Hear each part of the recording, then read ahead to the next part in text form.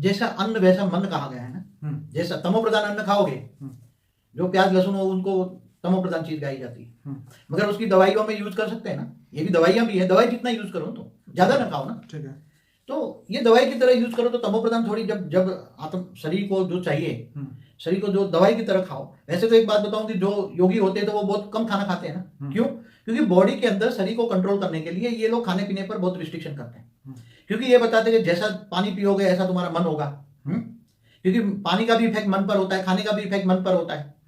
इसलिए खाने पीने पर वो लोग बहुत रिस्ट्रिक्शन करते हैं, ये ना खाओ, ये ना खाओ, ये ना खाओ। अलग अलग धर्मों में, अलग अलग संप्रदाय में। और यहाँ तो मीट मटन तो हमारे यहाँ अलाउ भी नहीं करते ना, मांसाहारी तो खाना। हाँ, नॉनवेज खाना, नॉनवेज खाना तो ये सब चीजें। तो खाना तो सही बात है, वैसे जैसा अन्न वैसा मन होता ही है। तमो प्रधान खाना नहीं चाहिए जिनको योगी जीवन करना है। और घर गृहस्थ में रहकर अगर संसारी जीवन बिताना है और लौकिक अलौकिक बैलेंस रखना है, तो पहला तो आत्मस्वरूप का अलौकिक ज्ञान चाहिए तुम्हें। अगर आत्मा में ज्ञान आता है तो वो आत्मस्वरूप में स्थित होकर अपना जीवन की नैया पार लगा देता है। मगर जिनको पहला आत्मा को जीवन जीने की कला होनी चाहिए। पर मेन चीज यहाँ यही प्रश्न था, क्या ये चीजें खाने से मन पे काम क्रोध पैदा होता है?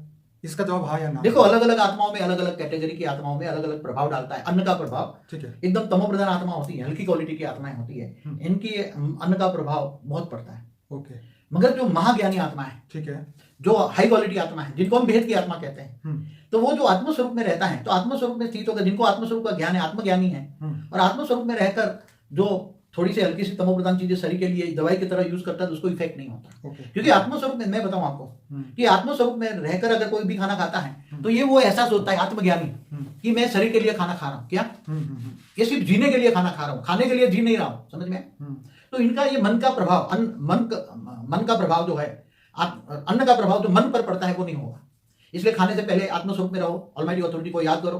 तुम पहले ऑलमाइटी अथॉरिटी को जानो, आत्मस्वरूप में स्थित होकर परमात्मा के एक मुझे काम दिया है कि मैं विश्व कल्याणकारी हूं, तो वो अगर लक्ष्य तुम खाना खा रहे हो कि मैं खाना इसलिए खा रहा हूं कि मुझे विश्व कल्याण करना है, मैं विश्व परिवर्तक आत्मा हूं, ऐसी हाई क्वालिटी आत्माओं को कभी भी अन्न का प्रभाव। तो ये तो बाबू जी आपने बढ़िया बात बताई कि खाने पीने की जो चीजें हैं वो मतलब आत्मा की स्टेज के ऊपर डिपेंड करती है कि आत्मा की स्टेज की है। देखो, आत्मा की जो स्टेज है ना, आत्मा ऊपर तो कई लेयर बने हैं ना, तो तुम्हारे खाने पीने का प्रभाव तुम्हारी आत्मा पर कहां तक जाता है, कौन से लेयर में जाता है? आत्मा पर कई लेयर है। आत्मा पर कारण शरीर है, जैसे अन्नमय कोष बताया जाता है। तो अन्नमय कोष माना जो प्राणमय शरीर है, प्राणमय कोष माना वायु तत्व का शरीर, सूक्ष्म शरीर कहते हैं। तो तुम्हारा खाने का प्रभाव कौन से शरीर में इफेक्ट करता है?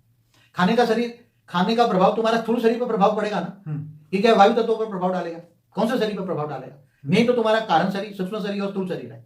तो तुम जो खाना खा रहे हो इससे कौन से शरीर को इफेक्ट होगा, ये सोचना पड़ेगा ना तुम्हें। हाँ, क्योंकि वायु तत्व का प्रभाव तुम श्वास लेते हो, तो श्वास से तो प्राणमय शरीर माना वायु तत्व को इफेक्ट करता है ना। और